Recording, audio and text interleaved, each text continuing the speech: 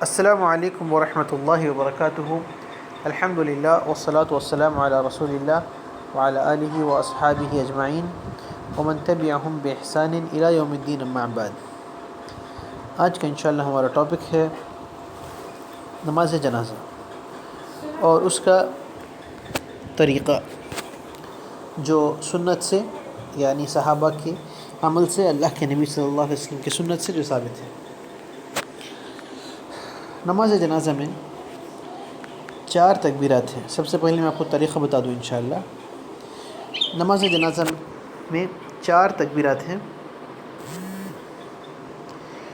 اور 4 تکبیرات میں پہلی تکبیر کے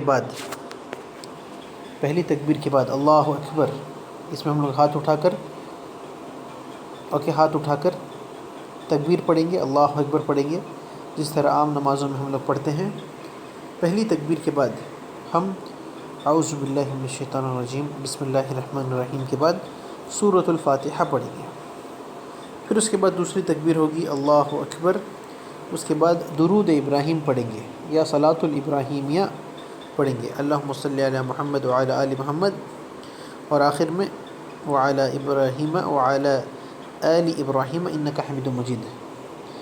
یہ مختصر سے بتا رہا ہوں، لیکن لمبی دعا ہے، درود ابراہیم جسے ہم کہتے ہیں، وہ پڑھنا ہے۔ اس کے بعد میں تیسری تکبیر کے بعد میت کے لیے ہمیں دعا کرنی چاہیے۔ اگر ہمیں عربی میں دعا نہیں آتی تو کم سے کم اپنی خود کی زبان میں ہم لوگ میت کے لیے دعا کریں دھیرے سے، اور اگر عربی میں دعا کر رہے ہیں تو اللہ کے نبی صلی اللہ علیہ وسلم سے کئی ساری دعائیں ثابت ہیں، ان میں سے کوئی ایک یاد کر سکتے ہیں، یا کم سے کم اتنا بول دیں آپ اللہم اغفر لہ وارحمہ، اگر مرد ہے یا لڑکا ہے۔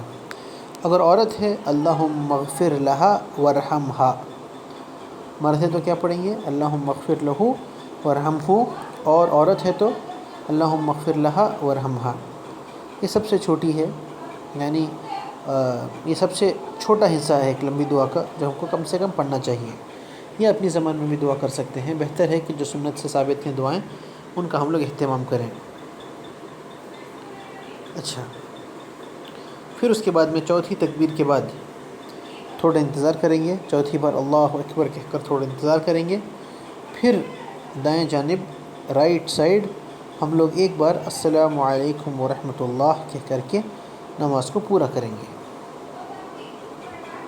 یہ مختصر سا طریقہ ہے۔ اب یہاں پر کچھ مسائل ہیں جو میں بیان کرنا چاہتا ہوں کہ کیا نماز جنازہ میں سورۃ الفاتحہ پڑھنا واجب ہے؟ واجب یعنی کمپلسری ہے، یا مستحب ہے؟ مستحب یعنی پڑھیں گے تو اچھی بات ہے، نہیں پڑھیں گے تو گناہ نہیں ہے۔ صحابہ سے دونوں عمل ثابت ہے۔ صحابہ سے نماز جنازہ میں سورۃ الفاتحہ پڑھنا بھی ثابت ہے، اور سورۃ الفاتحہ نہیں پڑھنا بھی ثابت ہے، صحیح سند سے ثابت ہے۔ تو اس سے پتہ چلتا ہے کہ نماز جنازہ میں سورۃ الفاتحہ پڑھنا کمپلسری نہیں ہے، واجب نہیں ہے، اور یہی ابن تیمیہ رحمہ اللہ کا آخری قول ہے، یہی ان کا قول ہے۔ اور اختلافات سے دور رہنے کے لیے بہتر ہے کہ ہم لوگ سورۃ الفاتحہ پڑھیں۔ اگر کوئی نہ پڑھے گا تب بھی نماز ہو جائے گی، جیسا کہ عبداللہ ابن عمر سے موطا امام مالک میں صحیح روایت سے ثابت ہے۔ اب سورۃ الفاتحہ خاموشی سے پڑھی جائے یا زور سے پڑھی جائے، دونوں چیزیں ثابت ہیں، دونوں کے بارے میں اقوال موجود ہیں۔ زور سے بھی پڑھی جا سکتی ہے، دھیرے سے بھی پڑھی جا سکتی ہے۔ زیادہ بہتر یہ ہے کہ دھیرے سے پڑھی جائے۔ اوکے، اور ایک چیز، کیا پہلی تکبیر کے بعد ہر تکبیر پہ ہاتھ اٹھانا ہے، یا ہاتھ کو وہیں پر باندھے رکھنا ہے جیسے ہم لوگ باندھے رکھتے ہیں سینے پر؟ دونوں چیزیں احادیث سے ثابت ہے، یعنی جو احادیث سے استدلال کرتے ہیں علماء، اس سے دونوں چیزوں کو انہوں نے ثابت کیا ہے، اور اس میں کوئی ہارڈ اینڈ فاسٹ رول نہیں ہے، کوئی سختی نہیں ہے۔ اگر آپ چاہیں تو ہر تکبیر پر ہاتھ اٹھا سکتے ہیں، یا اگر آپ چاہیں تو پہلی تکبیر کے بعد تمام تکبیرات میں ہاتھ کو نہیں اٹھا کر بغیر اٹھائے اللہ اکبر بھی کہہ سکتے ہیں انشاءاللہ۔ اب یہ مسئلہ ہے کہ اگر آپ نماز جنازہ کے لیے امام ہیں تو مرد کی لاش کے سامنے آپ کیسے کھڑے ہوں گے، یعنی مسلمان مرد کی لاش کے سامنے کیسے کھڑے ہوں گے، اور مسلمان عورت کی لاش کے سامنے آپ کیسے کھڑے ہوں گے۔ دیکھو یہاں پر میں نے ایک ویب سائٹ مشن اسلام، وہاں سے ایک امیج میں نے ڈاؤن لوڈ کیا ہے، اور یہ عام مسلمانوں کی سنت رہی ہے کہ امام مرد کی اگر لاش ہوگی، لڑکے کی لاش ہوگی، تو امام اس کے سر کے پاس کھڑا رہے گا، اور میت کا جو سر رہے گا وہ امام کے رائٹ سائڈ میں ہوگا۔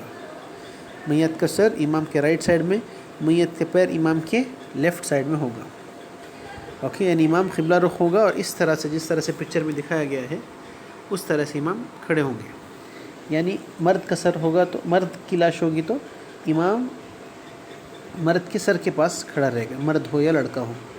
اور اگر عورت کی لاش ہو، اوکے، اگر عورت کی لاش ہو تو امام عورت کے سینے کے پیچھے، یعنی چیسٹ کے پیچھے کھڑا ہوگا، اگر عورت کی ہو یا لڑکی کی ہو۔ تو یہ مختصر سا طریقہ ہے نماز جنازہ کا۔ اور ایک مسئلہ یہاں پر یہ ہے کہ اگر ہمارے گاؤں یا علاقے میں سوچیں کہ ہمارے کسی رشتہ دار کی موت ہوئی، اچھا، اور ایک مسجد میں نماز جنازہ پڑھائی جا رہی ہے، گھر میں نہیں پڑھائی جا رہی ہے، مسجد میں پڑھائی جا رہی ہے، تو سب سے زیادہ حق کس کا ہونا چاہیے نماز جنازہ پڑھانے کا؟ سب سے پہلے تو مسجد کے امام کا حق ہوتا ہے نماز جنازہ پڑھانے کا۔ اگر کوئی اور نماز جنازہ پڑھانا چاہتا ہے تو امام سے اجازت لے کر کے نماز جنازہ پڑھا سکتا ہے۔ اور اگر آدمی مسجد کے علاوہ کہیں اور نماز جنازہ پڑھائی جا رہی ہے تو میت نے مرنے سے پہلے یا اپنے زندگی میں کبھی اگر وصیت کی ہو کہ فلاں فلاں شخص میری نماز جنازہ پڑھائیں گے، تو پھر ان کا حق ہوتا ہے کہ وہ نماز جنازہ پڑھائیں۔ اگر مسجد میں نہیں پڑھ رہے ہیں تو، اگر مسجد میں پڑھ رہے ہیں تو صحیح قول یہی ہے کہ مسجد کے امام کا سب سے پہلا حق ہوتا ہے، اور اگر امام کی اجازت کے ساتھ، اگر امام اجازت دیں تو کوئی اور نماز جنازہ پڑھا سکتے ہیں۔ یہ کچھ مختصر چیزیں تھیں نماز جنازہ کے بارے میں۔